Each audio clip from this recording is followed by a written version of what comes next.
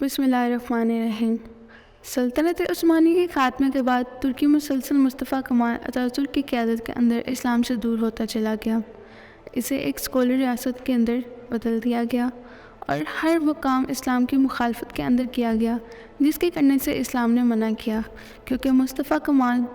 خود top level کا یہودی فری مشنری ممبر تھا اور پہلی جنگ عظیم کے خاتمے کے بعد 1930 کے اندر سلطنت عثمانی کے مخالف اتحاد کی فوجی، جس کے اندر فرانس، جرمنی اور برطانیہ شامل تھے، انہوں نے سلطنت عثمانی کے ساتھ جنگ بندی کے لیے معاہدہ کیا، جسے کہتے ہیں معاہدہ رضوان، اور اس معاہدے کی مدت تھی 100 سال۔ اس معاہدے کے اندر کچھ ایسی شرائط شامل تھیں جن کے مطابق 100 سال تک نہ تو ترکی اپنی خلافت دوبارہ قائم کر سکتا ہے، نہ ہی انٹرنیشنل سیاست کے اندر اپنا کوئی رول ادا کر سکتا ہے، اور نہ ہی اپنے وسائل کو خود سے استعمال کر سکتا ہے۔ ترکی کے وسائل کے اندر پٹرول سب سے اہم ہے، اس کی ریلیز پر پابندی لگا دی گئی تاکہ اس کی آمدنی دوبارہ اس ریاست کو اپنے پاؤں پر کھڑا نہ کر سکے، اور دوسرا 100 سال کے اندر تو ویسے ہی دنیا میں پٹرول کی ڈیمانڈ ختم ہو جائے گی۔ اس کے علاوہ یاسفورس بندرگاہ، جو کہ بالکل سوئس کنال کی طرح دنیا کے لیے انتہائی اہم ہے اور ایشیا کو یورپ سے کم ترین فاصلے سے جوڑتی ہے، اس کی تمام آمدنی پر پابندی لگا دی گئی۔ اس کے علاوہ یاسفورس بندرگاہ، جو کہ بالکل سوئس کنال کی طرح دنیا کے لیے انتہائی اہم ہے اور ایشیا کو یورپ سے کم ترین فاصلے سے جوڑتی ہے، اس کی تمام آمدنی پر پابندی لگا کر اس کا اختیار تمام یورپی ممالک کو دے دیا گیا، یعنی ترکی یہاں سے گزرنے والے کسی بھی کمرشل یا پیسنجر شپ سے کوئی ٹیکس نہیں لے سکتا۔ آسان الفاظ کے اندر ترکی کی ہاتھ باندھ کر پورے 100 سال کے لیے اسے ایک سائٹ پر پھینک دیا گیا، اور اس معاہدے پر دستخط کرنے والے مصطفیٰ کمال اتاتürk تھے، اور یوں 3 براعظموں پر پھیلی خلافت کو ختم کر دیا گیا، جس کے نتیجے میں 40 ممالک وجود میں آئے۔ ترکی کے موجودہ سلطان کو ان کے تمام وسائل سے دستبردار ہونے کا کہا گیا اور موجودہ سلطان کی تمام جائیداد کو ضبط کر کے انہیں ترکی سے نکال دیا گیا، کیونکہ اس معاہدے کی مدت پورے 100 سال تھی، جو کہ 2023 یعنی موجودہ سال میں ختم ہو جائے گی، اور اس چیز نے عالمی طاقتوں کی نیندیں حرام کر رکھی ہیں کہ کہیں دوبارہ سے ترکی اسلامی ممالک کے اتحاد بنا کر خلافت قائم نہ کر لے، کہ دنیا کے اندر اپنی حیثیت کو بڑھا کر جو چاہے نہ کر پائے، کیونکہ اس کے بعد وہ اپنے وسائل کو دوبارہ حاصل کر کے دنیا کے اندر اپنی حیثیت کو بڑھا کر جو چاہے گا وہ کر سکے گا۔ اور ان کے خوف کو بڑھاوا ترکی کے موجودہ صدر طیب رجب ایردوان نے دیا، جن کا کردار آپ کے سامنے ہی ہے، کہ دنیا میں کسی بھی مسلم ملک پر ظلم کیا جائے یا زیادتی ہو تو وہ ان کی مدد کرنے کے لیے عالمی پلیٹ فارم پر سب سے آگے نظر آتے ہیں، اور ان کی قیادت کے اندر ترکی دوبارہ سے اسلامی ریاست کے نقشے کے اندر آہستہ آہستہ واپس آ رہا ہے، اور اسلامی طاقتوں کو ایک بار پھر سے خوف کھائی جا رہا ہے کہ ایسا نہ ہو کہ طیب ایردوان کی قیادت کے اندر ایک بار پھر سے خلافت کا نظام واپس آ جائے، جس میں آج کی دنیا کے 40 ممالک شامل ہوں گے۔ مکہ اور مدینہ یعنی حجاز مقدس کا کنٹرول بھی، جو کہ اس وقت عربوں کے پاس ہے، وہ بھی ترکوں کے پاس واپس آ جائے گا۔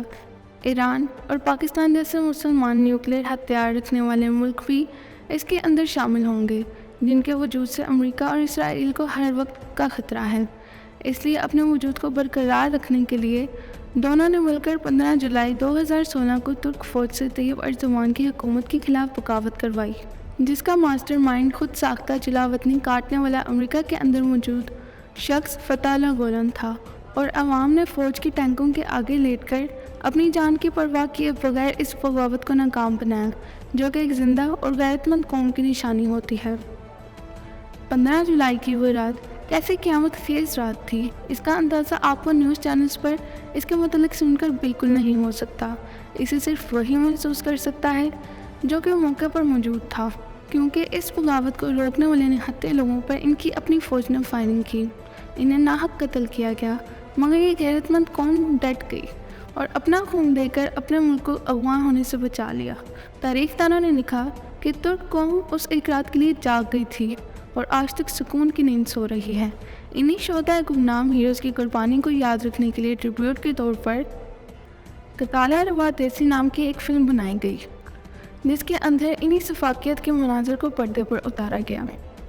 کہ جب ترک فوج کے 9,000 کے دستے نے بغاوت کر کے پارلیمنٹ اور سرکاری اداروں پر قبضہ کرنے کی کوشش کی، ان کے پاس 35 جہاز، 37 ہیلی کاپٹر اور 3 بحری جہاز تھے۔ باغیوں نے اس ہوٹل پر دھاوا بول دیا جس میں صدر طیب رجب ایردوان رکے ہوئے تھے، اور بغاوت میں شامل ہونے والے جنرل نے ٹی وی چینل سے بات شروع کر دی، لیکن ترکی کی غیرت مند قوم نے انہیں ان کی اصل جگہ یاد دلائی کہ آپ کا کام ہمارے دشمن پر گولیاں برسانا ہے، اپنوں پر نہیں۔ مزاحمت کے دوران 250 سے زیادہ لوگ شہید ہو گئے جن پر سیدھا فائر کیے گئے۔ اس فلم میں ہم ایک سین میں صفیہ نام کے ایک کردار کو دیکھتے ہیں جو کہ مردوں کی طرح باغی فوجیوں کے سامنے ڈٹ کر کھڑی ہیں،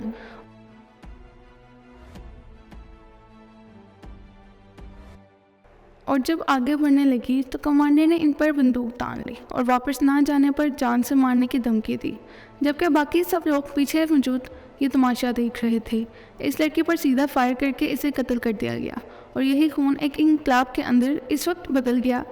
جب ایک فوجی جو کہ اسی باغی فوج کے اندر شامل تھا، اس نے یہ دیکھ کر اپنے کمانڈر کا حکم ماننے سے انکار کر دیا اور اپنی ہی فوج پر گولیاں برسانا شروع کر دیں، اور اسی مزاحمت کے دوران وہ شہید ہو گیا،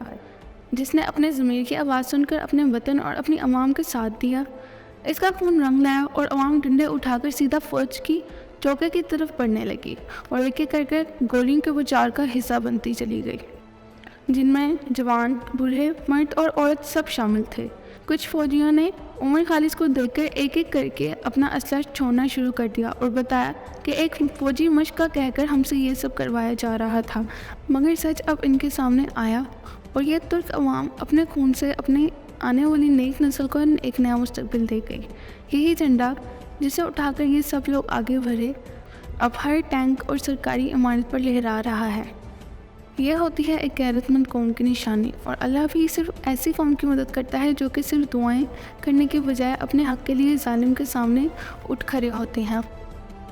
اور ہمارا دین بھی تو ہمیں یہی سکھاتا ہے، جس کی مثال ہماری قرآن کریم کے اندر موجود ہے کہ جب بنی اسرائیل قوم کو فرعون مصر نے غلام بنایا تو کوئی بھی اپنے حق کے لیے کئی سو سال تک کھڑا نہیں ہوا، تو اللہ تعالیٰ نے بھی ان کی پرواہ نہیں کی، لیکن جب موسیٰ علیہ السلام کو بھیجا تو ان کو بھی یہی کہا کہ